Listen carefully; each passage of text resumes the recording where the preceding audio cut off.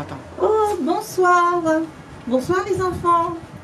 Eh bien, déjà, je voulais vous remercier. J'espère que vous êtes beaucoup à l'antenne pour écouter le merveilleux conte que je vais vous raconter ce soir. J'espère que vous êtes très bien installés dans votre fauteuil.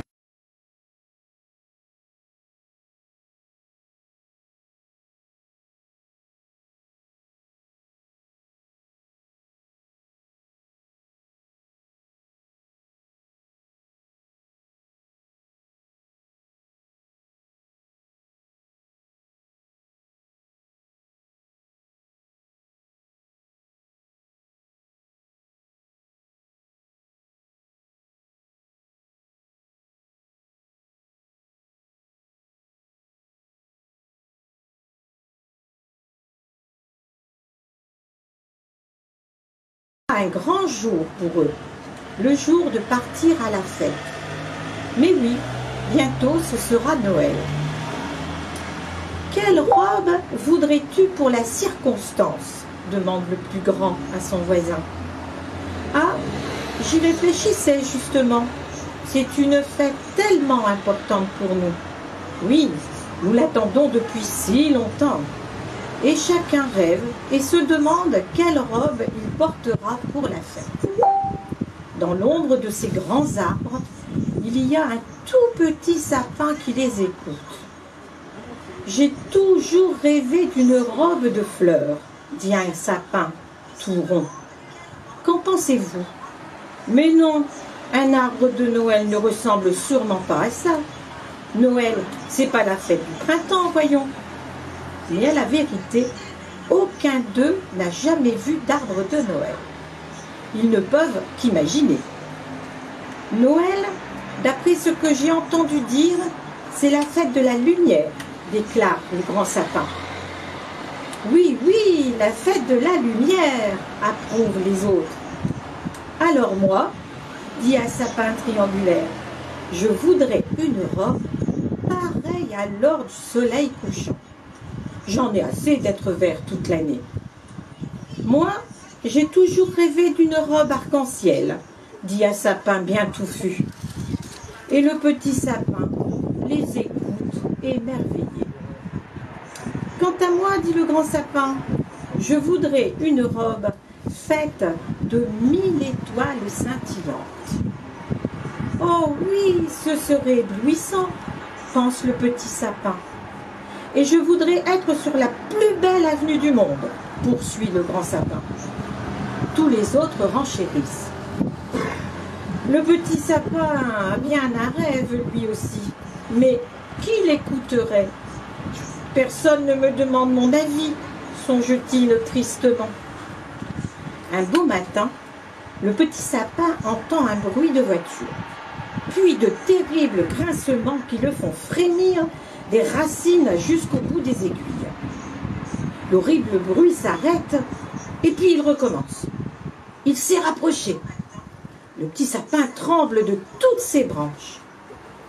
Voilà que soudain le ciel s'ouvre et le petit sapin voit tous les autres partir sur un camion vers un monde inconnu. Évidemment, ils m'ont oublié. Ils sont partis sans moi. C'est insupportable, dit-il, rouge de colère. Même cet horrible bruit, je le supporterais si seulement je pouvais partir moi aussi. Il se débat de toutes ses forces, mais il n'y a rien à faire. Quel malheur de rester là, planté là. Il se sent seul, abandonné. Mais soudain, une voix s'élève. Tu n'es pas seul. Le petit sapin regarde autour de lui et voit un grand arbre décharné. Tiens, vous non plus, vous n'êtes pas parti.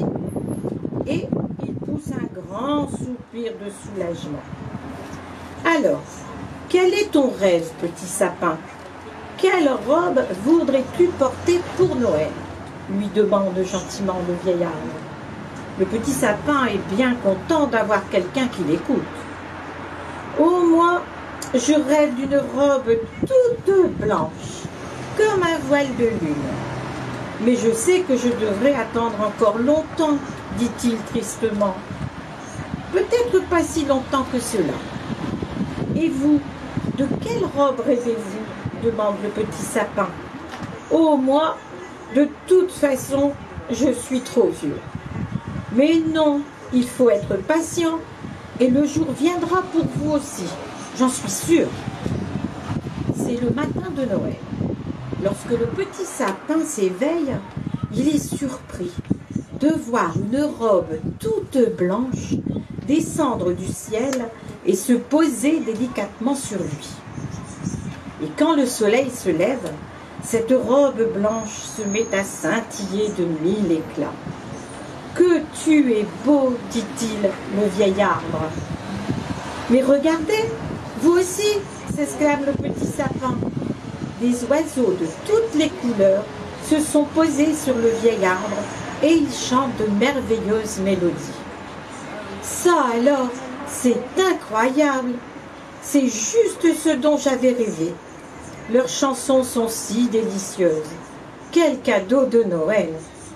J'en étais sûre, chante le petit sapin, tout joyeux. Ainsi, ils passèrent ensemble le plus beau des Noëls. Voilà, l'histoire est terminée. J'espère qu'elle vous a plu, que vous l'avez bien écoutée, parce que maintenant je vais vous poser la question. De quoi rêve le petit sapin? Je répète, de quoi rêve le petit sapin? Alors maintenant, allez sur commentaire pour répondre à votre question.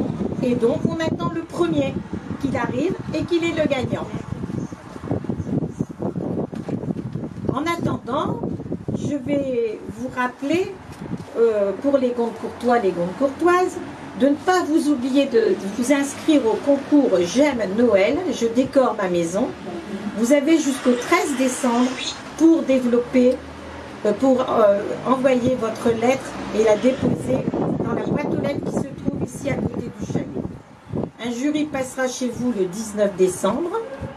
Alors à gagner, il y aura un pack réveillon 6 personnes, comprenant entrée, plat, dessert, vin, décoration de table, composition florale et autres surprises pour le réveillon de la nouvelle année. Et un pack bien-être comprenant une séance de maquillage, une séance de coiffure, un accès à l'espace Zénil.